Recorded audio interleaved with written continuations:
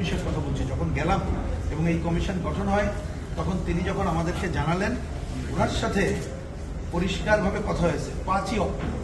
উনি বললেন যে যার যার মত বলুক, আমি সব মত শুনবো, যেসব মতে একেবারে ঐক্যমত্য আছে সেটা আমি গ্রহণ করবো, আর 19-20 থাকলে আলাপ আলোচনা করে ঐক্যমত্য হলে হবে অথবা নাই।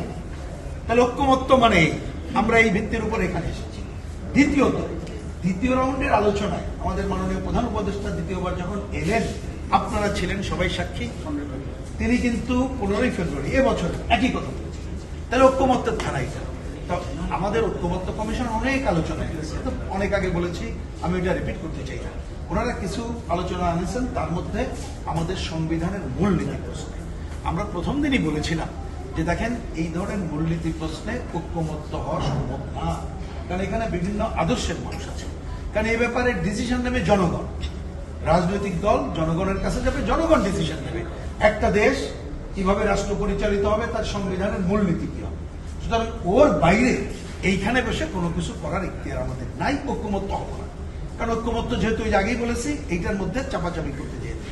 কিন্তু ওনারা, আমরা খুবই কি বলবো, যে ক্ষোভের সাথে লক্ষ্য করলাম গতকাল ওনারা আবার একই প্রস্তাব এনেছেন, যার জন্য আমরা গতকালই ওনাদের কাছে বিকল্প প্রস্তাব উত্থাপন করেছিলাম যে যদি এই ব্যাপারে ঐক্যমত্য হতে চান, কারণ এটা মনে রাখতে হবে, মুক্তিযুদ্ধের মধ্য দিয়ে অর্জিত আমাদের এই সংবিধান অনেক অসম্পূর্ণতা আছে বলে আমরা আলোচনা করছি, যাতে সম্পূর্ণ করা যায়, কিন্তু মূলনীতির প্রশ্নে ছাড় দেওয়া সম্ভব না।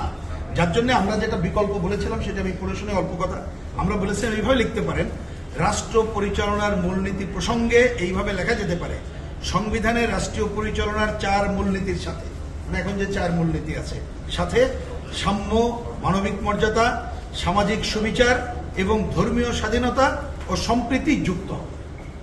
আমাদের স্ট্যান্ড পরিষ্কার, এই কথা বলেছি। কিন্তু আমরা ক্ষোভের সাথে লক্ষ্য করলাম আজকে ওনারা বলতে চান যে না, ওই 4 মূলনীতি ঠিক থাকবে, এটা আমরা বলতে চাই না। বরঞ্চ কথার বার প্যাচে এমনটা হচ্ছে যে মানুষ মনে করবে যে 4 মূলনীতি বাদ দিয়ে নতুন কিছু করতে চাই।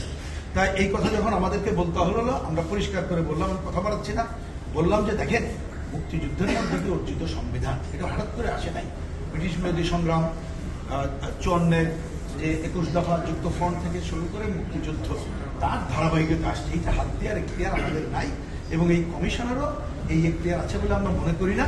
কারণ নীতিগত বিষয় সিদ্ধান্ত আমাদের কাঠামোগত বিষয় থাকতে পারে, আলোচনা করতে পারে, যাই হোক, সেটা আমরা যখন বললাম, ওনারা এ ব্যাপারে কি করবেন নানা মত আছে, পরে আলোচনা করবেন। কিন্তু আমরা পরিষ্কার করে বলেছি, কমিউনিস্ট পার্টির দিক থেকে, অন্যরা তাদের দিক থেকে বলবেন যে এই ধরনের নীতিগত বিষয় যদি মেজরিটিতে জোর করে শব্দের মারপ্যাচে মুক্তিযুদ্ধের মধ্য দিয়ে অর্জিত বাংলাদেশের সংবিধানে যে 4 মূলনীতি আছে সেইটা পরিবর্তনের কোনো ইঙ্গিত জাতির সামনে প্রকাশিত করা হয়, সেইটার সাথে আমরা একেবারেই নাই।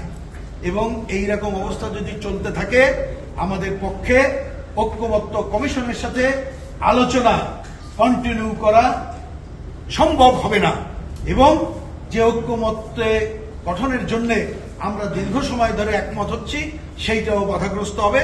সুতরাং আপনারা দায়িত্বশীল আচরণ করবেন। আমরা কমিউনিস্ট পার্টির পক্ষ থেকে এই কথাই এখানে তুলে ধরেছি।